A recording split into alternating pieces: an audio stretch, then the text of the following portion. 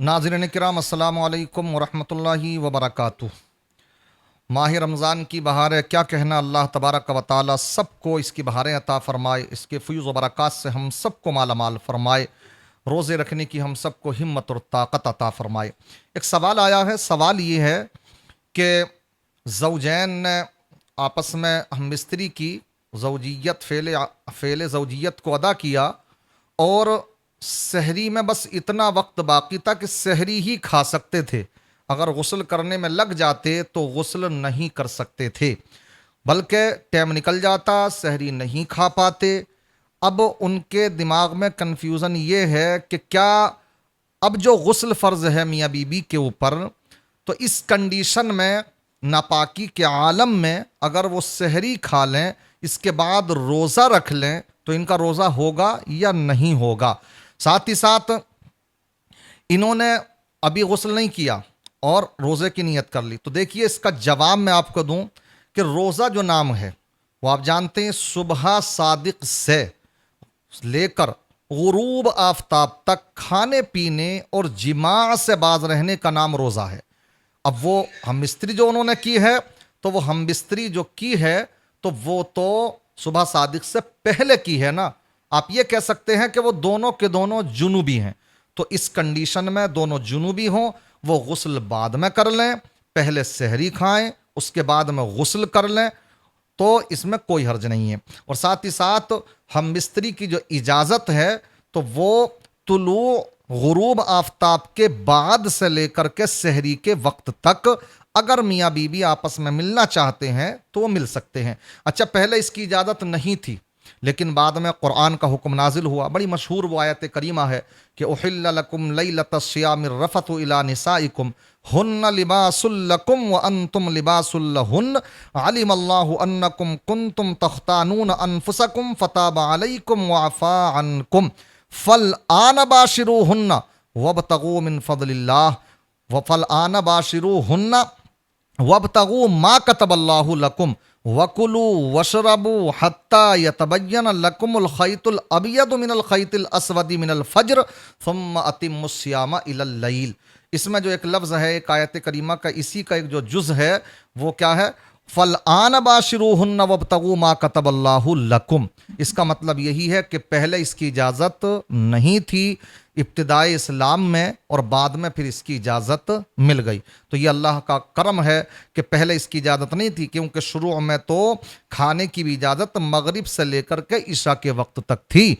लेकिन जब मामला ये हुआ कि हज़रत उमर फ़ारूक आज़म जैसे जलीलुल क़द्र सहाबी रात के वक्त में हम बिस्तरी कर बैठे, कई सहाबा किराम ने भी ये फ़ेल ज़ौजियत किया, आका की बारगाह में आए, तब ये आयत करीमा नाजिल हुई और फिर अब मोमिनीन को इसकी रुख्सत मिल गई कि अब गुरूब आफ्ताब के बाद से लेकर सहरी के वक्त तक, सुबह सादिक से पहले पहले तक अगर मियाँ बीबी आपस में हम बिस्तरी करना चाहते हैं तो कर सकते हैं। अगर गुस्ल वो कर सकें पहले तो कर लें, और अगर किसी वजह से ताख़ीर हो जाए, सहरी में कम वक्त हो, तो गुस्ल बाद में कर लें, सहरी पहले खा लें। प्यारे आका सल्लल्लाहु ताला अलैहि वसल्लम के ताल्लुक से एक हदीस पाक भी है। इसी ताल्लुक से हज़रत आयशा उस हदीस पाक की रावी हैं। वो बयान करती हैं हज़रत आयशा कि अन्ना रसूलुल्लाह सल्लल्लाहु अलैहि वसल्लम कान यातीहि बिलालुन फ़युज़िनुहु लिस्सलात व हुवा जुनुबुन फ़यक़ूमु फ़यग़तसिलु थुम्मा यातिल मस्जिद फ़युसल्ली व अना अस्मउ क़िराअतहु व रअसुहु यक़तुरु थुम्मा यसूमु ज़ालिकल यौमी। इस हदीस पाक का मतलब यही है कि हज़रत बिलाल आका की बारगाह में आते, आका को बेदार करने के लिए, आका बेदार होते, उसके बाद में आका सहरी खाते, गुस्ल फरमाते और उसके बाद में मस्जिद में तशरीफ़ ले जाते। हज़रत आयशा बयान फरमाती हैं कि मैं अपने हुजरे से आका की क़िरात की आवाज़ को भी सुन रही होती थी और आका फिर उसके बाद में रोज़ा रखते। इसका मतलब यह है कि गुस्ल फ़र्ज़ था आका के ऊपर, आका ने गुस्ल किया, बाद में आका ने सहरी खाई और उसके बाद में नमाज भी पढ़ाई है। इससे पता ये लगा कि रात में हम बिस्तरी करना जायज़ है, जैसे कि इस हदीस पाक से भी साबित हुआ।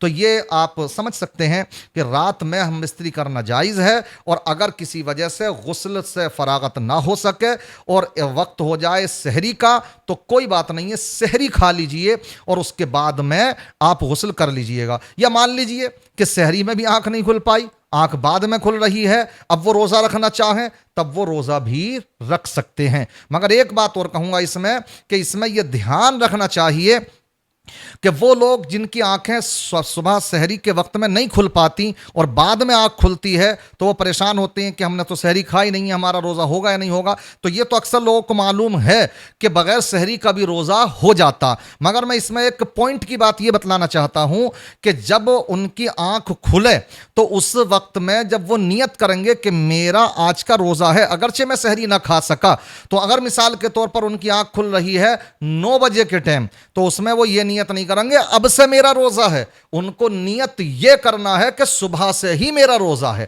کیونکہ روزہ جو ہوتا ہے وہ صبح صادق ہی سے ہوتا ہے۔ اس لیے اس بات کا خاص خیال رکھیں کہ جب کبھی سحری چھوٹ جائے تو جیسے ہی آنکھ کھلے تبھی آپ نیت کر لیں، اور باقی تو آپ کی نیت جیسے ہی ماہ رمضان آ گیا، آپ کی نیت ہے کہ مجھے اب پورے ماہ کے روزے رکھنے ہیں، تو نیت تو آپ کی یہ ہو گئی، سمجھ رہے ہیں؟